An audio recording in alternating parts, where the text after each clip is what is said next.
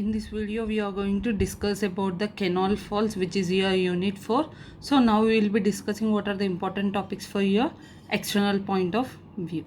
Okay, first topic which we are going to discuss in this unit is about the canal outlets, which we are going to discuss with about the need sketch. So first we will be knowing what is canal outlet. Canal outlet is nothing but which is a device through which water will be released from a distributing channel to the water course. You will be having the main canal, distributive channel, field channel, right? So in that condition, canal outlet is nothing but water will be released from the distributing channel into a water course. So in the canal outlet, you are having three different types of the canal outlet. First one is a non-modular type outlet, and second one is the semi-modular, and the third one is the modular outlet. So in this, what is non-modular outlet is? Non-modular outlet is a outlet which consists of only 10 to 30 centimeter of the diameter of the pipe. From 10 to 30 centimeter diameter of the pipe, the water will be entered from the distributing channel into a water course.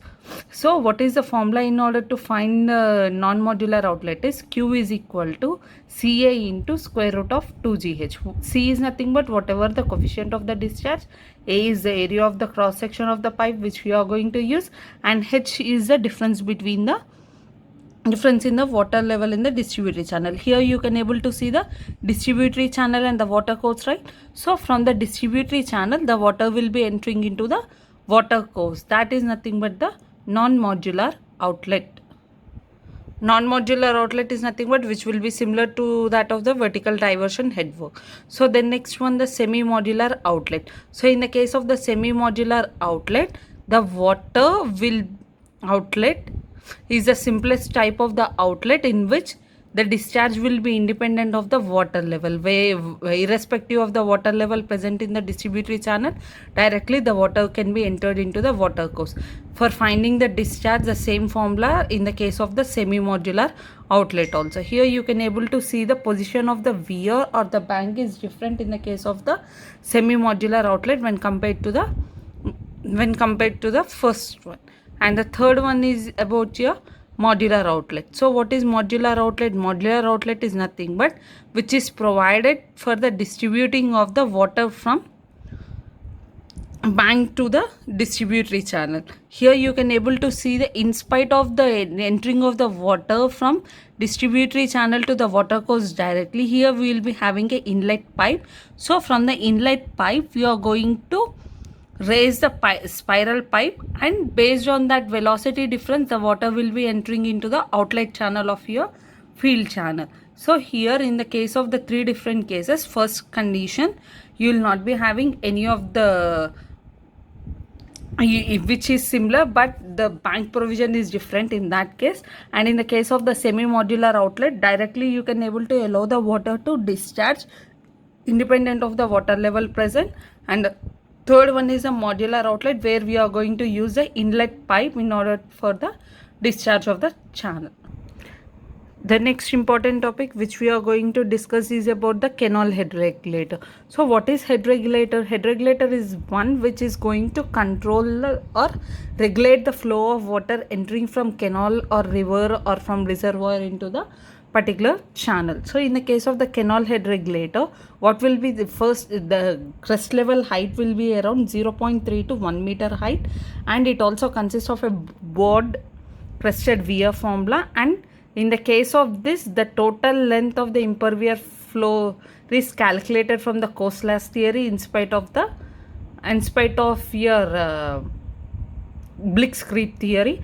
And here in the case of the canal head regulator, we will be having a specific energy level which you are going to find based on the hydraulic gem, and length of the downstream flow we will be having it. And the next one, depth of the cutoff wall both in the upstream end and the downstream end of the canal section. Here you can able to see in the drawing, from the main canal you will be having a head regulator which is a main regulator where the function of the entire main canal takes place, and the next one is you are having the cross regulator.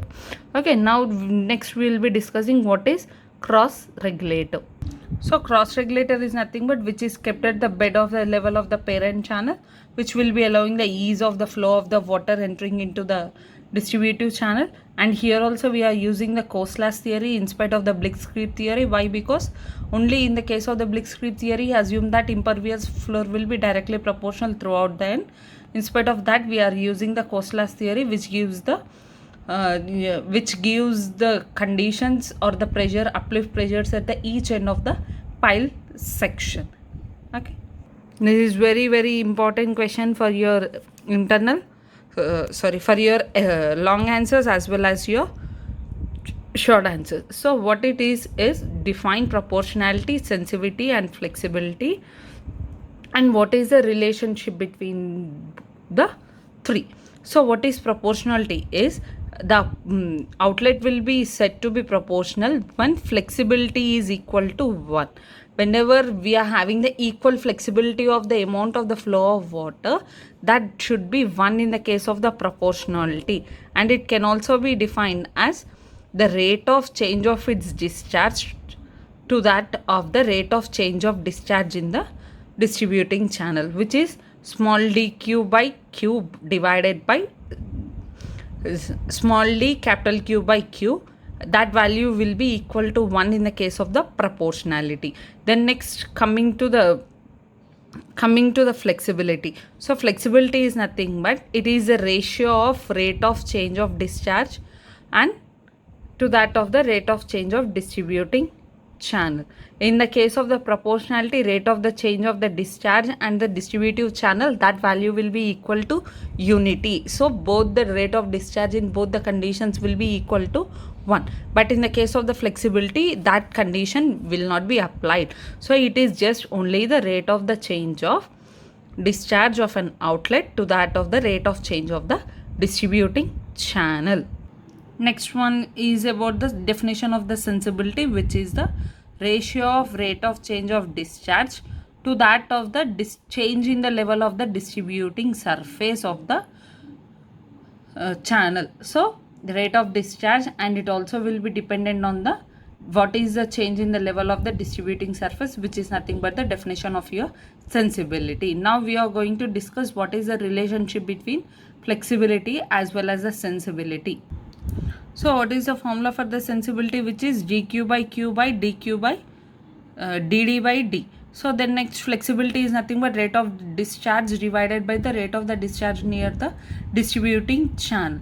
So here in the case of the flexibility, the value is not equal to unity. So we are considering the value of dq by q is equal to n into dd by d. So comparing with the equation 1 and 2, you will be getting the value f is equal to s by n, which is s is equal to n into f. Now we will be discussing about the problem on the designing trapezoidal notch fall. Okay, so in that first I will be reading out the question. Design number of notches and size of the each notch for a canal drop using the following data. If we require any other data, it can be assumed.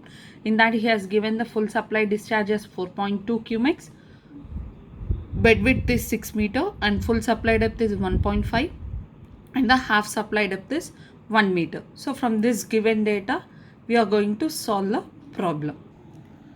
In this, the first step is to assume the number of notches, which I am assuming it as 3 notches, and then next we are going to find the full supply discharge and the half supply discharge, which is given by discharge through the each notch. So what is the discharge through the each notch given in the question is 4.2 cumex divided by the number of notches we have assumed it as 3. So you will be getting 4.2 by 3, which is 1.4 cumex. Then next we are going to find the full supply discharge and half supply discharge. The formula for calculating the discharge is 2.22 h to the power of 3 by 2 into L plus 0.4 n into h. So in this case, Q100 is nothing but full supply discharge and Q50 we are going to consider it as a half supply discharge. So what is the Q100 value we got? It is 1.4 and full supply depth given in the question is 1.5 meter. So substituting of these values in the above equation, you will be getting one equation in the form of a L plus 0.6n, which is equal to 0.343. That is your equation number 1. Now the next step, we are going to calculate the details of your half supply discharge. So half supply discharge, how you will be getting? Full supply is 100. So that divided by 2 will be giving Q50, which is half supply discharge, which is 1.4 by 2, which is equal to 0.7 Qmax, and H50 given in the question is 1 meter. By substituting this in the discharge formula, Q is equal to 2.22 into H to the power of 3 by 2 into L plus 0.4 N into H. You will be getting an equation which is L plus 0.4 N, which is equal to 0.270. So by equating 1 and 2, you will be getting the value of N, which is 0.36, and by putting the N value in equation 2 or in equation 1, you will be getting the L value, which is 0.13 meter. This is the third step, which we are going to find L and N values of the trapezoidal notch fall. After getting the L and N values, we are going to find the top width. So how you will be getting the top width is 0.25 plus 2 into tan alpha, or you can able to get from this other formula, which is 0.25 plus N into H. So what is the N value we got? It is 0.36 and H value is 1.5. So what is the total top width we got, which is 0.8 meters. So but 0.8 meters, which is very much less than the full supply depth given in the question. So the number of notches you cannot able to provide it as 3 notches. So second step, next step, what we are going to do is we are going to assume or reduce the number of notches from 3 to 2. So then in that condition, 2 by 3, you will be getting the value as 1 by 1.5. So what is the N value we got? The N value we got is 0.36 multiplied with 1.5. You will be getting the exact values of the N and L value, exact N and L values of your notches. So N is equal to 1.5 into 0.3. 1.5 into 0.36, which is 0.54 meter. Then L is equal to 1.5 into 0.13, which is 0.19 meter. The top width we got is 1.5, which is 0.80 we got against 3 notches. So 1.5 into 0.8, you will be getting the top width, which is 1.2 meter. So this value is very much nearer to the 1.5 meter of the full supply depth. So the number of notches to be provided for the particular trapezoidal section, trapezoidal notch fall, is 2 notches. Next step, we are going to find the angle alpha, which is equal to tan inverse of N by 2. So N value we got in against 2 notches is 0.54 divided by 2, which is 15 degrees Celsius. So in this way, we are going to solve the L value, N value, and the angle and the number of notches to be provided for the trapezoidal notch fall section. So the last important topic in your 4th unit is about the canal escape. So why we are going to provide the canal escape is whenever we are going to have the excess amount of the water in the irrigation channel, we are going to waste some of the water directly. Flow of the water we are going to create, that you are going to call it as a canal escape. Here you can able to see the gates provided, and beneath the gates you will be having a escape channel, which will be allowing the free flow of the water from the dam or reservoir to the particular canal section always without any of the interruption.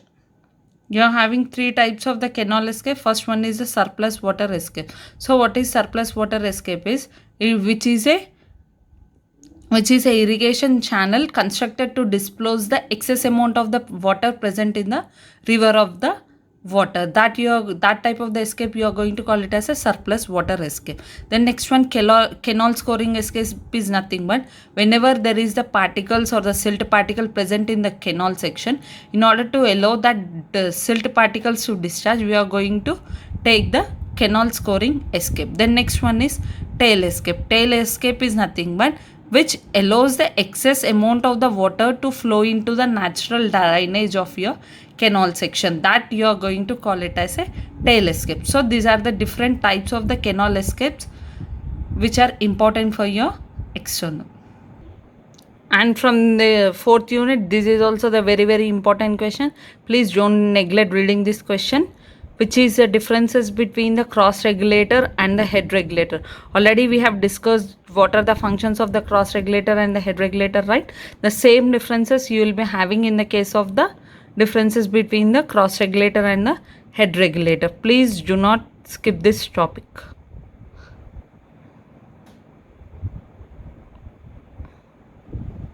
Including with the topics which we have discussed from the 4th unit or from the remaining units, you please just go through the remaining, you also please go through the important questions which I gave you for your external exams from each unit.